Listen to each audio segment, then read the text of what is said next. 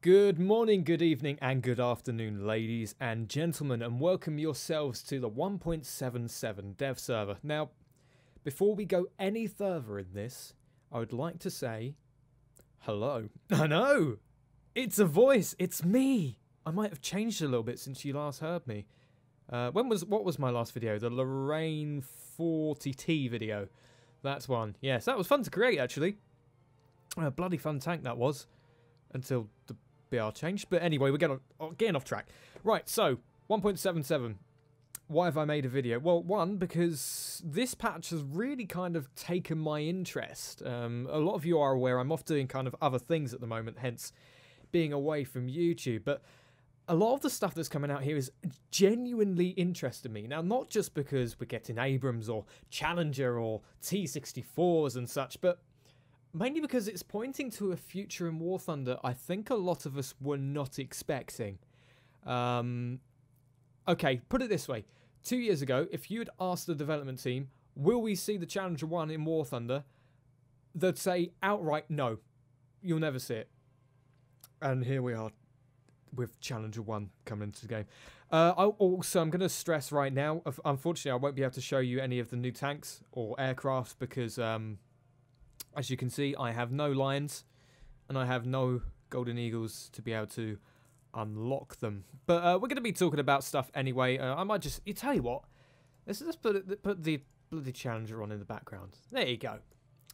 So some good British stillness. Now, it's interested me because it opens up a whole new theatre of war for War Thunder. Now, obviously, the Challenger 1 and the Abrams are kind of what we consider as modern MBTs, really. Let's face it. So it kind of made me think about what's going to be happening with air. Now, this is where it becomes interesting because you've got modern MBTs which, are very, very capable at most things, let's face it. But the aircraft we have to complement them are 40 years out of date. Now, that's not too much of a problem because at the end of the day, things like the Venom, the Canberra, their close air support, they do fine against tanks, let's face it. There's not really any issue in terms of being able to take out or support your team in ground forces. The AA guns are able to do their thing, the aircraft will be able to do their thing, close air support, the tanks can do their thing. But it's actual proper air realistic battles which has kind of got my attention because if the tier 6 tanks are coming, I'm fairly certain that we will see a tier 6 aircraft tree of sorts within the future. I know that guys in the past have been very, very vocal about not particularly wanting afterburners or not particularly wanting air-to-air missiles, and I get that because it changes from, okay, how can I outfly this pilot to who sees each other's first? And that's not good. But that being said, there is a fair amount of aircraft available that can come in that, although perhaps may have carried air-to-air missiles, also have a main armament. That word is quite hard to pronounce today. I haven't had much to drink, so my throat is really dry. And I appreciate others. I'll tell you what, let's jump into a game, because otherwise we're just going to sit here and look at my my screen for ages. So, it made me think, well, what can be brought into the game, realistically, without upsetting too many people? Because you've got to think of a balance. Because remember when we were all like, oh, we'd love strategic heavy bombers like the B-52, the Tu-95, the Vulcan to come in. I know the Vulcan is the brainchild of myself, Snozzletov, and a few other people. We'll get back to that at a later date.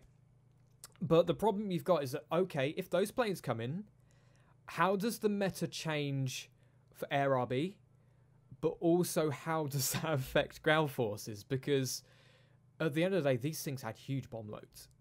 You could pretty much carpet bomb an entire map with one of these things. So it's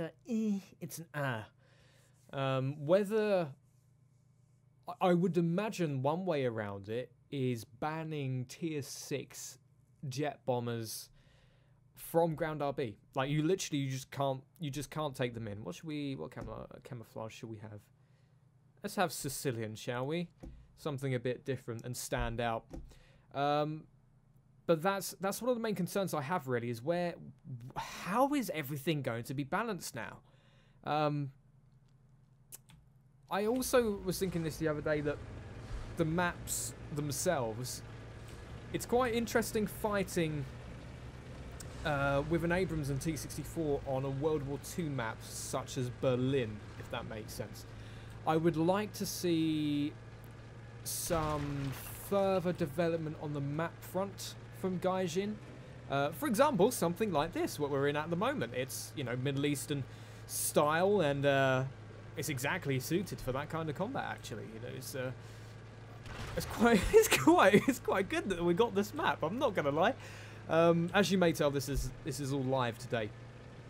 So, yeah, deal with it if I muck up, because I probably will. I've been so out of touch with the game recently that many of you will probably have to, you know, correct me in the comments on things that I have gotten wrong. But I think we need a lot more of these maps, as well as new game modes. Gaijin aren't exactly, how should we say, up to scratch when it comes to game modes. You know, we've got no real depth to the type of games that we're playing. It's either go to a cap point, cap it until you win, or get a load of other cap points and hold those until you win. So there's no real variation between game to game, and that kind of affects the overall grind as well, in my opinion, because I think the grind would be more bearable for the late tier tanks as well as mid tier, to be honest, as long as there was variation within the game modes. But because there isn't, I can't stand playing War Thunder for more than an hour tops. I mean, I'll tell you what, the other day, myself and a couple of friends, we had a really, really good... Where did that shell come from? Hit that, so... Where is it? I'm assuming they're probably behind that rock, so I'm going to go over here. We had a really good game in the Comet. 5.3 on the British Tech Tree. So that kind of got me hyped up a little bit. And it's actually kind of what sparked my my interest for making another video, really, on the 1.77 stuff. But again, we're getting sidetracked. Where was I? Ah, yes, the grind. Right, yeah. So my main concern is that at the end of the day, there's just no real interest for me anymore to play War Thunder for any longer than an hour. What? Really? I want to see this. Oh, how fun. Yeah, there's no... Ah, really? Alright, okay, I can't be asked to go that. But, yeah, there's no real interest for me at the moment to continue playing for longer than a couple of hours, because it just gets repetitive, gets on my nerves, and at the end of the day, I don't really get any benefit out of it. You know, I put up a picture on War Thunder Live recently that some of you may have seen, is that the ground forces RP at the moment is absolutely ridiculous. I got something like 3 or 4 kills and 1,800 RP. And I worked it out that if I wanted to get the swing fire, I had to, I believe, play 100,000 games to unlock it. And that's just, it's not going to happen. Naturally, obviously, it's a development move to be able to, because War Thunder is a free-to-play game, guys, you have to get their cash from somewhere. However, I think 100,000 games to be able to unlock one tank is a little bit excessive. Perhaps they have looked at that, and maybe changes are coming in the future. But at the moment, it just puts me off playing. I feel no reward for being a long-term player. You know, I've been around since core 1.25 easily, maybe before that point, and it's just there's absolutely no interest for me to continue. It's what, if anything, it's why there are no videos. I'm not going to lie to you. The reason why I just don't have an interest anymore is because playing the game requires more effort than I have time to be able to give it, if that makes sense. I haven't got half a day to dedicate to getting that one match.